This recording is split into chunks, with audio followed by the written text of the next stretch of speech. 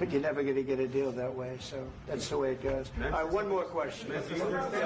Hey, I will respond to this. So look, for 4 years in the United States of America, we had a president who stood up at press conferences and talked tough about Vladimir Putin, and then Putin invaded Ukraine and destroyed a significant chunk of the country.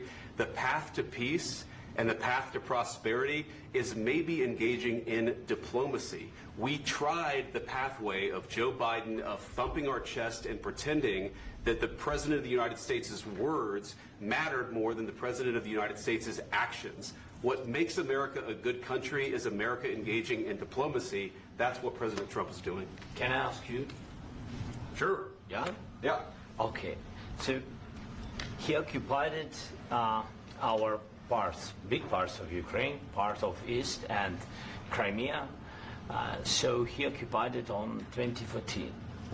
So during a lot of years, I'm not speaking about just Biden, but those time was Obama, then President Obama, then President Trump, then President Biden, now President Trump, and God bless, now President Trump will stop him. But during 2014, nobody stopped him. He just occupied and took. He killed people. You know what the contact line? 2015. 2014. 2014 and 2015. 2014. Yeah. So I was not here. Yeah, but that's exactly right. Yes, but during 2014 till 2022, yeah, the situation the same. The people have been dying on the contact line.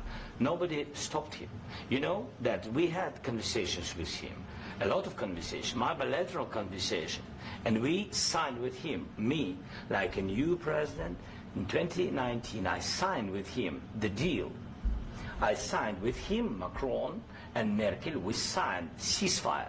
Ceasefire. All of them told me that he will never go. We signed him with gas contract. Gas contract. Yes, but after that, he broken this ceasefire. He killed our people and he didn't exchange prisoners. We signed the exchange of prisoners, but he didn't do it. What kind of diplomacy, JD, you are speaking about? What do you mean? I'm talking about the kind of diplomacy that's going to end the destruction of your country. Yes, but if you Mr. President, with respect, I think it's disrespectful for you to come into the Oval Office and try to litigate this in front of the American media. Right now, you guys are going around and forcing conscripts to the front lines because you have manpower problems. You should be thanking the President for trying to bring an end to this conflict. Have you ever been to Ukraine that you say what problems we have? I have been to. Count once. I've actually watched and seen the stories, and I know what happens is you bring people, you bring them on a propaganda tour, Mr. President. Do you disagree that you've had problems bringing people into your military? And do you think that it's respectful to come to the Oval Office of the United States of America and attack the administration that is trying to prevent the destruction of your country? A lot of questions. Let's start from the beginning. Sure. First of all, during the war, everybody has problems, even you, but you have nice ocean and don't feel now, but you will feel it in the future. God bless. You don't know that. God bless. You God bless. You will not have a war. Don't tell us what we're going to feel. We're trying to solve a problem. Don't tell us what we're going to feel. I'm not telling you. Because you're in no position to dictate that. That's exactly what you're doing. You're in no position to dictate what we're going to feel. We're going to feel very good. You will feel influence. We're going to feel very good and very strong. You will feel influence. You're right now not in a very good position. You've allowed yourself to be in a very bad position, and he happens to be right about it. From the very beginning of the war. You're not in a good position. You don't have the cards right now. With us, you start having cards. Right now, you don't. You're playing cards. You're playing cards. You're gambling with the lives of millions of people. You're gambling with World War III. You're gambling with World War III. And what you're doing is very disrespectful to the country, this country, that's back to you, far more than a lot of people said they should have. Have you said thank you once? This entire meeting? No, in this entire meeting, have you said thank you? You went to Pennsylvania and campaigned for the opposition in October. Offer some words of appreciation for the United States of America and the president who's trying to save your country. Please, you think that if you will speak very loudly about the war, you can... He's not speaking loudly. He's not speaking loudly. Your country's in big trouble. Can I Wait a minute. No, you've done a lot of talking. Your country is in big trouble. I know. You're not winning. You're not winning this.